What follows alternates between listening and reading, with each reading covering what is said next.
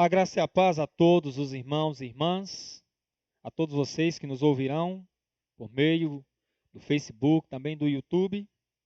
Nós estamos numa jornada de exposição da palavra de Deus.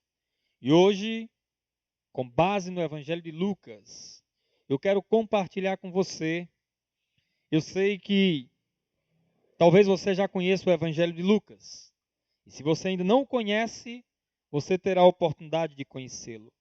Na primeira mensagem da semana passada, nós vimos que Lucas escreveu este livro para um amigo, um irmão chamado Teófilo. Teófilo era um homem temente a Deus. E Lucas escreve este livro para este homem. Neste mundo em que estamos vivendo, é necessário ter certeza das coisas que nos foram ensinadas. E foi exatamente este o objetivo de Lucas. Ele queria que o seu amigo Teófilo tivesse certeza das coisas que lhe foram ensinadas. Falamos também que ele apresenta o Jesus como o homem perfeito. Exatamente esta a mensagem que o Lucas transmite. Jesus é o homem perfeito neste livro.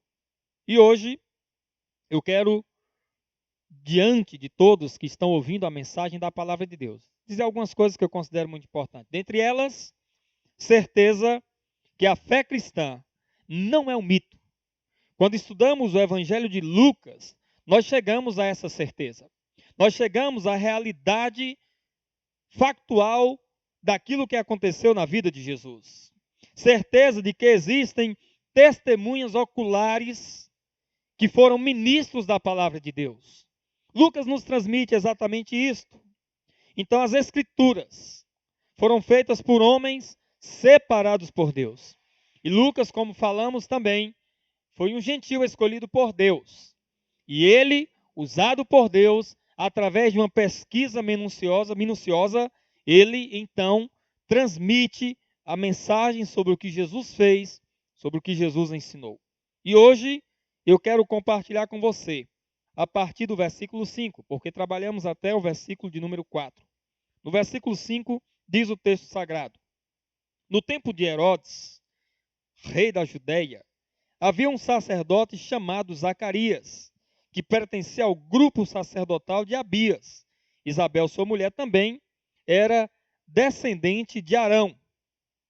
O texto então diz: ambos eram justos aos olhos de Deus, obedecendo de modo irrepreensível a todos os mandamentos e preceitos do Senhor. Mas eles não tinham filhos, porque Isabel era estéril, e ambos eram de idade avançada. Certa vez, estando no serviço, o seu grupo, Zacarias estava servindo como sacerdote diante de Deus. Ele foi escolhido por sorte, de acordo com o costume do sacerdócio, para entrar no santuário do Senhor e oferecer incenso. Chegando a hora de oferecer o incenso, o povo todo estava orando do lado de fora. Então o anjo do Senhor apareceu a Zacarias, à direita do altar do incenso. Quando Zacarias o viu, perturbou-se e ficou dominado pelo medo. Mas o anjo lhe disse: não tenha medo, Zacarias. Sua oração foi ouvida. Isabel, sua mulher, lhe dará um filho e você lhe dará o nome de João.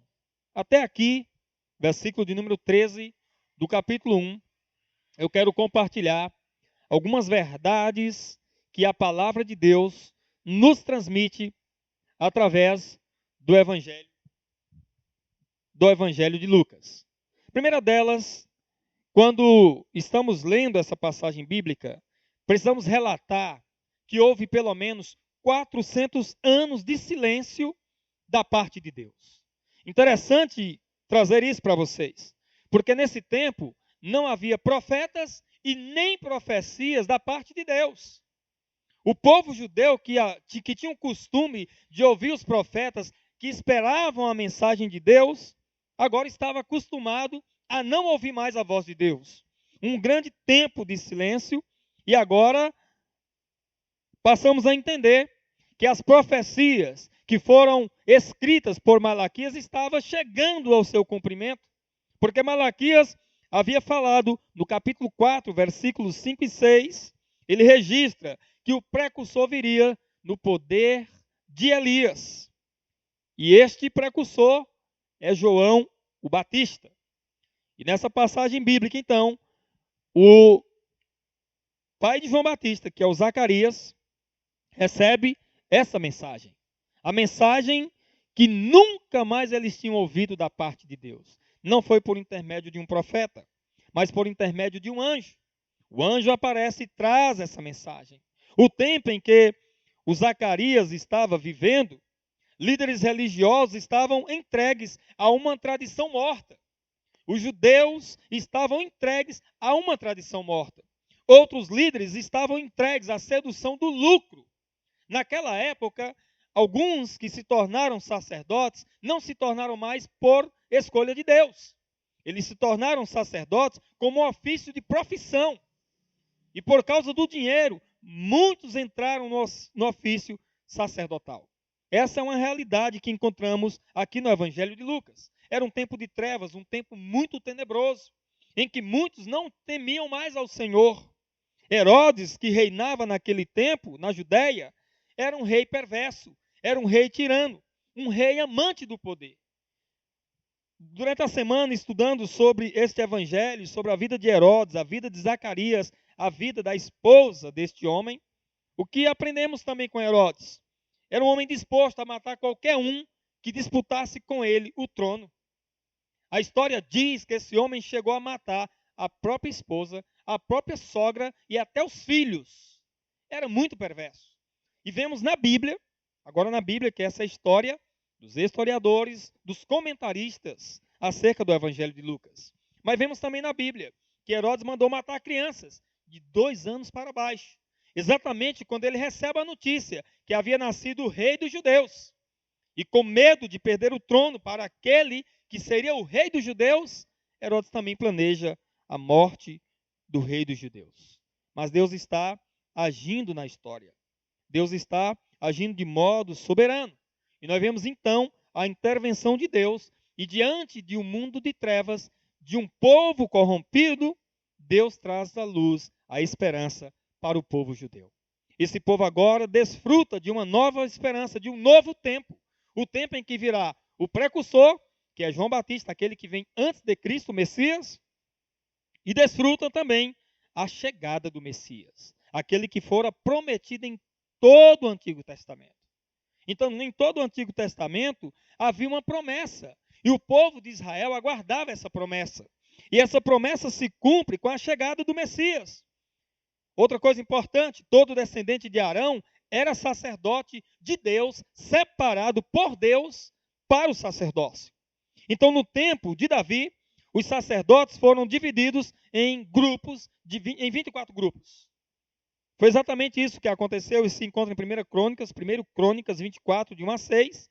Salomão depois, filho de Davi, reafirma essa divisão em 2 Crônicas, capítulo 8, versículo 14. E a 8ª divisão de Zacarias era do turno de Abias. Isso também se encontra em 1 Crônicas 24, versículo 10. Cada divisão cumpria seus deveres no templo 2 vezes ao ano, em um período de uma semana. Por que estou trazendo todo este relato? Porque o Zacarias está exatamente no templo. E é interessante que haviam muitos sacerdotes naquele tempo. E dificilmente um sacerdote entrava no templo. O costume deles era o sorteio para ver quem era que ministraria durante aquela semana, durante o seu turno. E Zacarias foi escolhido exatamente naqueles dias. Muitos sacerdotes, um só templo, um trabalho privilegiado no templo, cada um no seu turno, após serem sorteados. E Zacarias está no templo. Somente nas festas fixas que aconteciam para os judeus, que era a Páscoa, o Pentecostes, o Tabernáculo, era que todos os sacerdotes juntos serviam ao Senhor. Mas tirando daí, tinha o sorteio e o tempo, então para eles era um privilégio servir no templo.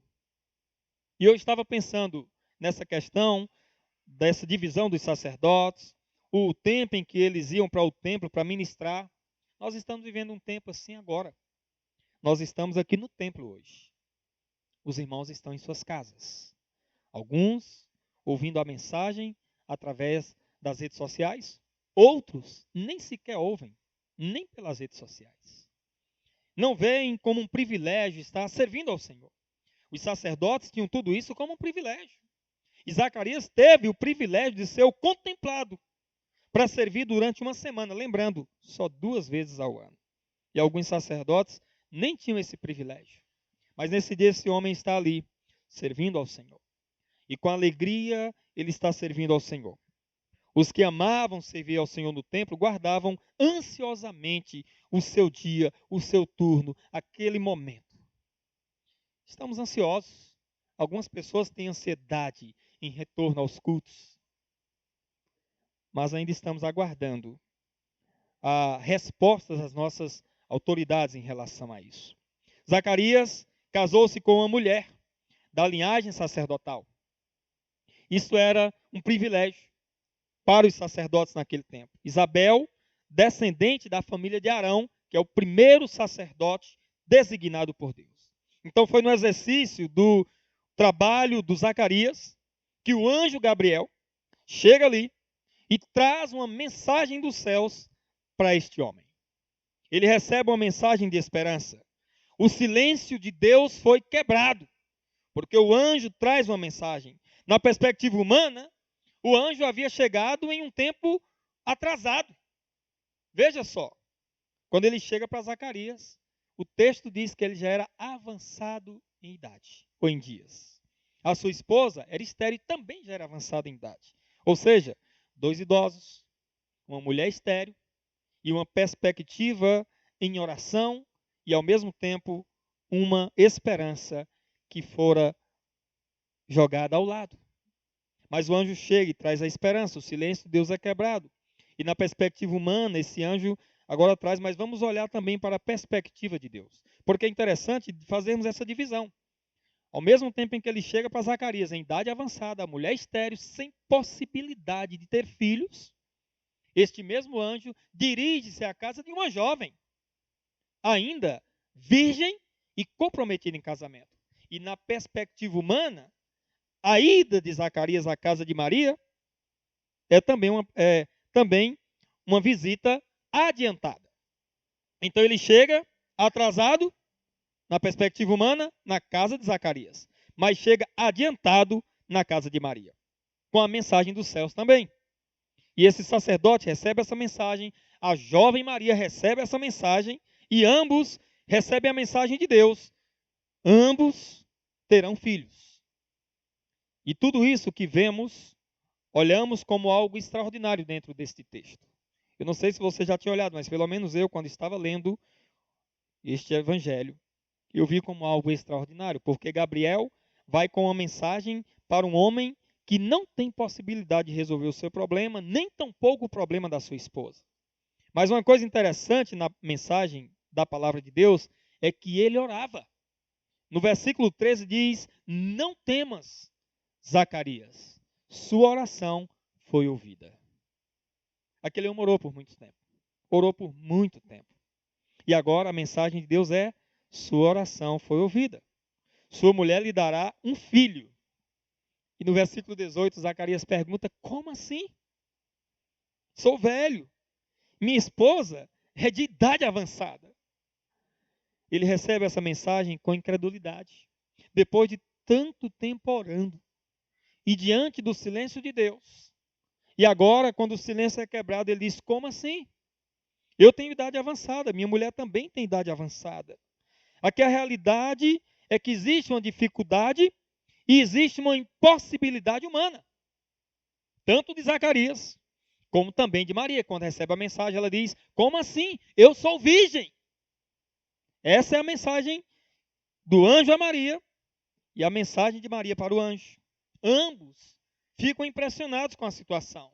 E o que nós aprendemos aqui é que, diante de toda essa dificuldade, a esterilidade da esposa do Zacarias, a menopausa em que ela estava vivendo, a impossibilidade de produção, nós vemos, na perspectiva divina, que chegou a plenitude dos tempos.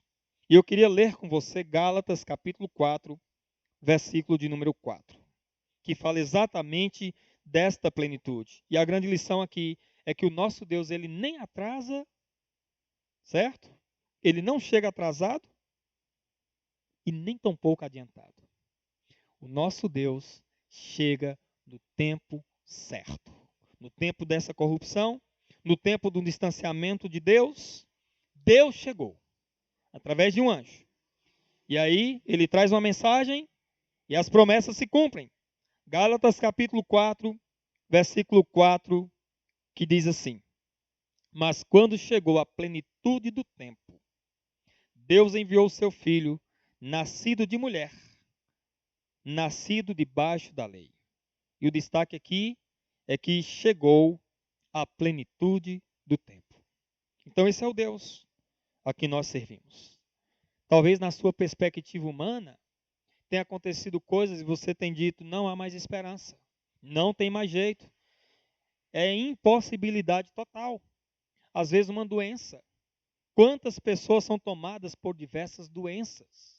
E nós estamos atualmente com um quadro de uma doença que tem parado o mundo está começando a voltar às suas atividades. Mas há muito desespero, há muito pensamento de impossibilidade.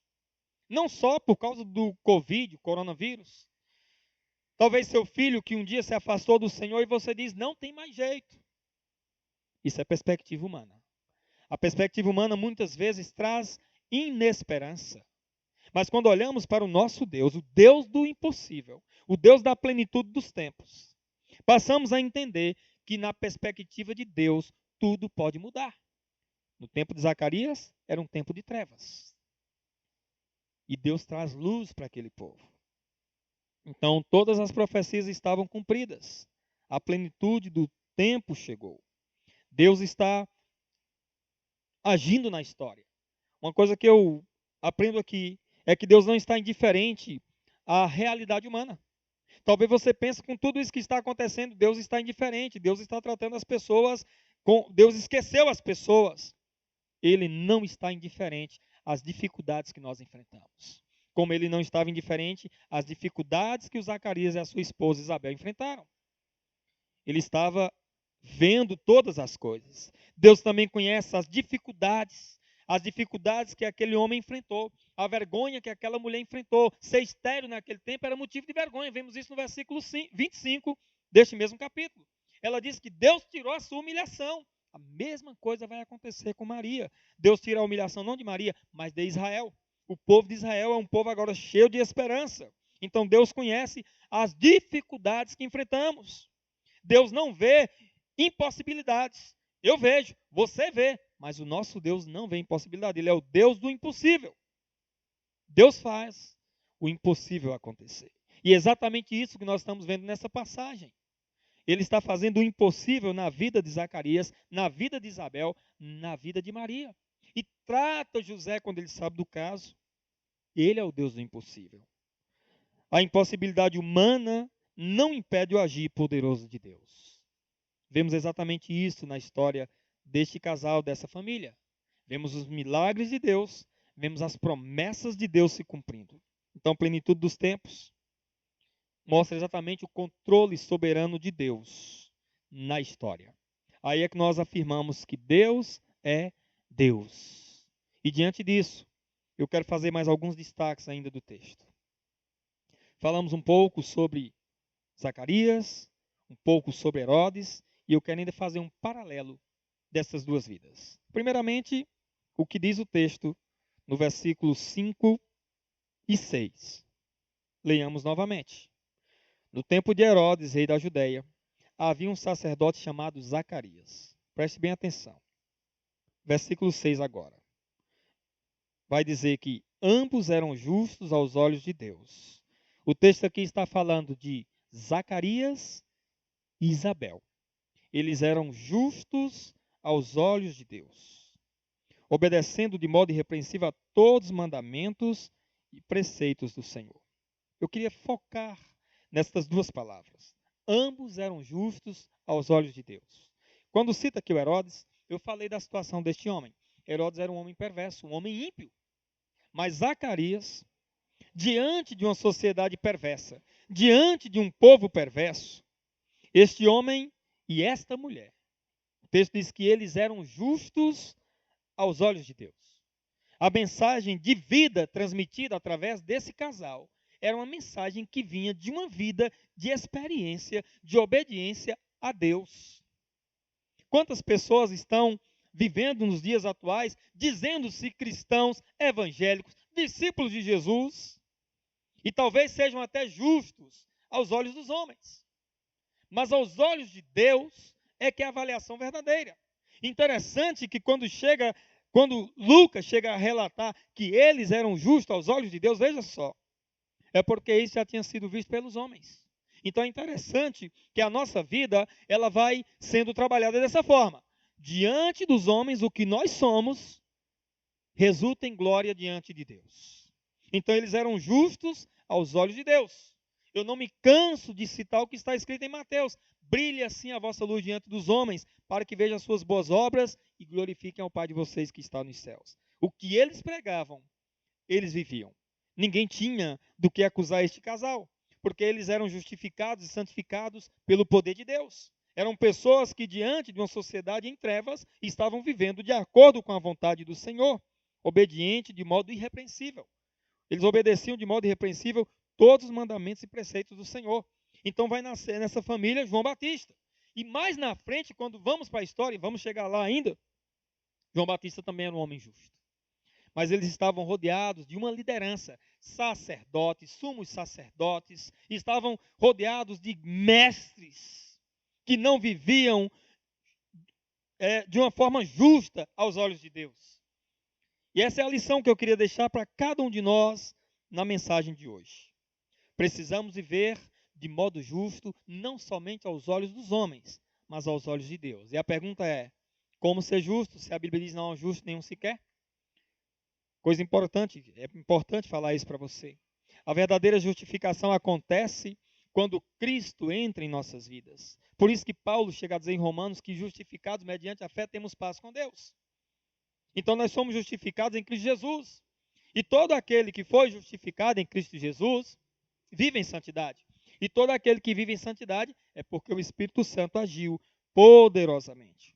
A diferença deste homem para Herodes, como eu falei, esse paralelo, é que Herodes e sua família. E quando a gente vai vendo a história de Herodes e os demais da sua família, eram pessoas totalmente distantes daquilo que era a vontade e o padrão de Deus. Então, aprendemos aqui que o nosso Deus, ele nos justifica. E esse casal nos traz essa grande lição. A minha pergunta para você que está me ouvindo aqui, para você que vai me ouvir através das redes sociais é, olha só a pergunta. Você é justo aos olhos de Deus? Deus achou a justiça de Cristo em você? Aquela justiça que Cristo revelou na cruz do Calvário? Quando ele morre na cruz do Calvário, ele morre para nos justificar dos pecados. É tão bom, cantamos nessa noite, fomos perdoados, fomos justificados. E é exatamente isso que nós aprendemos. Um casal que viveu piedosamente. Você tem vivido piedosamente? Você tem tido zelo às coisas de Deus? Você tem tido zelo ao nome cristão, ao nome discípulo de Jesus? Como as pessoas lhe veem no dia a dia? No seu dia a dia, as pessoas que têm contato com você, olham para você e dizem, eis aqui um homem justo, uma mulher justa diante de Deus.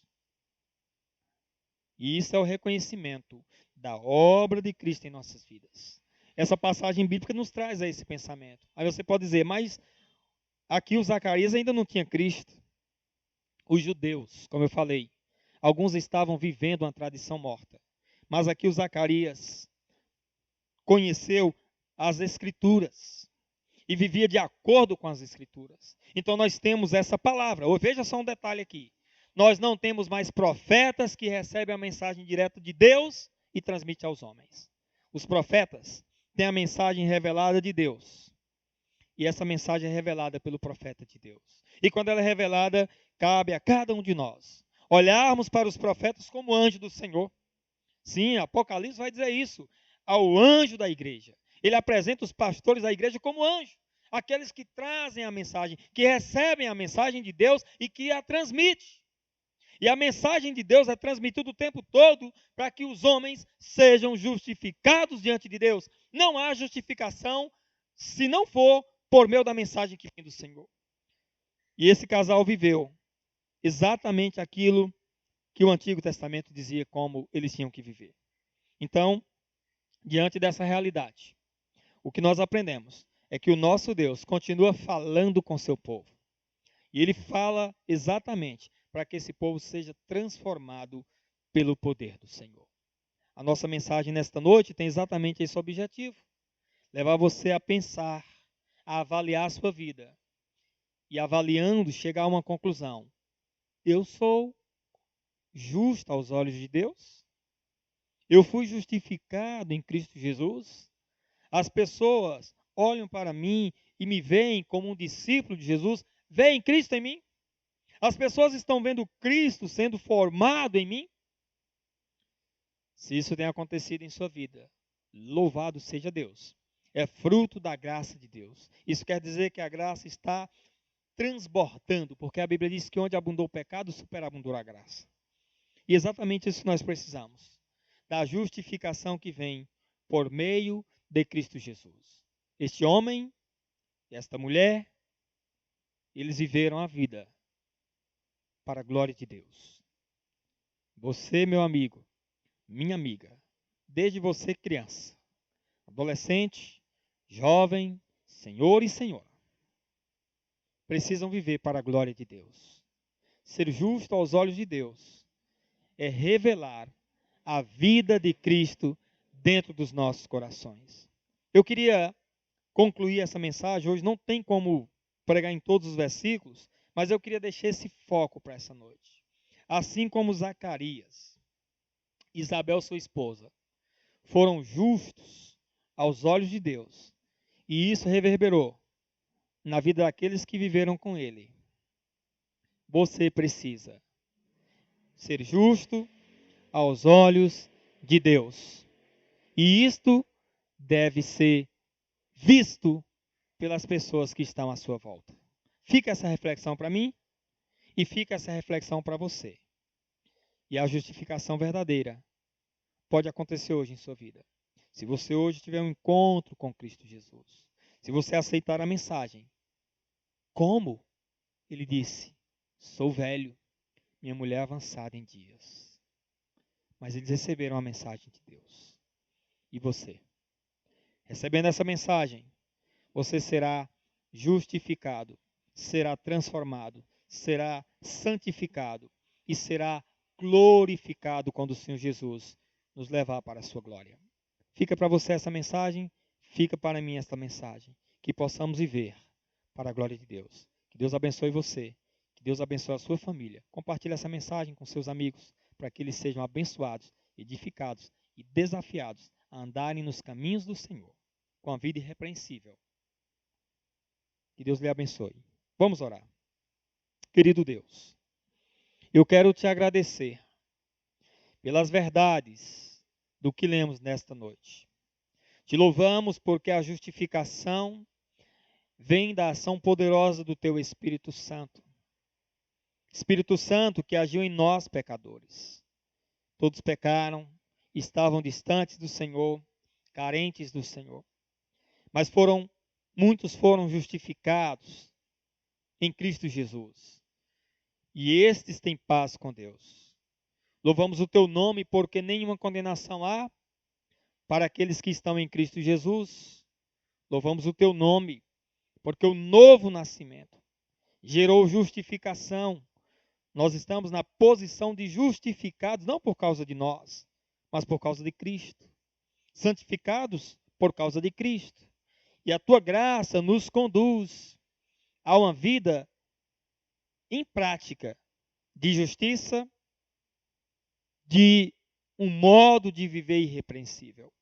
Que possamos, diante dos homens, revelar Cristo Jesus. E é por tua graça que faremos isto. Que a nossa vida, que a nossa mensagem possa dizer quem somos em Cristo Jesus. Não quem somos em nós mesmos, porque em nós mesmos somos miseráveis pecadores. Mas em Cristo Jesus, somos agraciados com a misericórdia do perdão. Te louvamos, te engrandecemos, te bendizemos, porque fomos perdoados pelo Senhor. que o Senhor abençoe aquele e aquela que, fazendo uma avaliação da sua vida, chegou à conclusão de que não estão vivendo de modo irrepreensível e que precisam da justificação em Cristo Jesus. E que estes alcancem esta justificação. E, alcançando-a, que eles possam viver em santidade, para a glória do Senhor. Nós oramos assim, em nome de Jesus. Amém. Que Deus lhe abençoe. Que Deus abençoe a sua família. Vamos louvar ao Senhor para chegarmos ao final do culto. Aproveitando enquanto os músicos estão voltando para cá, queremos parabenizar, agradecer a Deus pela vida do filho do irmão Daniel, o Thales, que completou mais um ano de vida. Teve também a Tamires, né, futura esposa aí do irmão Jefferson, que também está aniversariando hoje, né, segundo as informações da irmã Marlúcia, né, serão acrescentados no grupo dos aniversariantes. E neste mês, né, julho está só começando. Tivemos a irmã Jaqueline, que aniversariou também, já no início de julho. E amanhã estará aniversariando o Miguel. Que Deus esteja abençoando, que a graça do Senhor repouse sobre cada um desses irmãos e que eles alcancem um coração pronto a servir ao Senhor. Queremos agradecer também a cada um dos irmãos e irmãs que têm se mantido fiéis ao Senhor através dos dízimos, das ofertas. Você que tem dizimado, ofertado, nós louvamos a Deus por sua vida. Pedimos que Deus continue suprindo e que você prove que o Senhor é bom. Deus abençoe. Vamos louvar ao Senhor e encerrar com esses cânticos.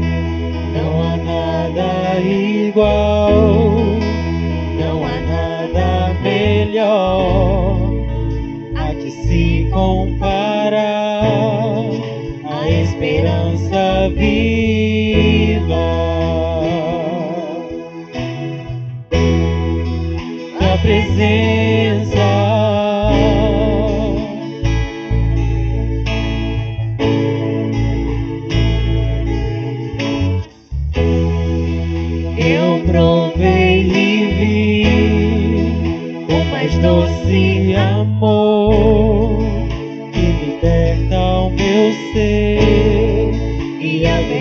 venha desfaz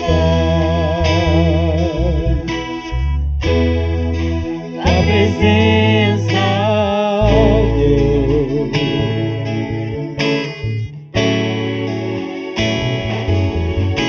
Santo Espírito, és bem-vindo aqui. Vem inundar, encher este lugar. É o desejo do meu coração. Sermos inundados por tua glória, Senhor. Santo Espírito, és bem-vindo aqui. Vem inundar, encher este lugar. É o desejo do meu coração. Sermos inundados por tua glória, Senhor.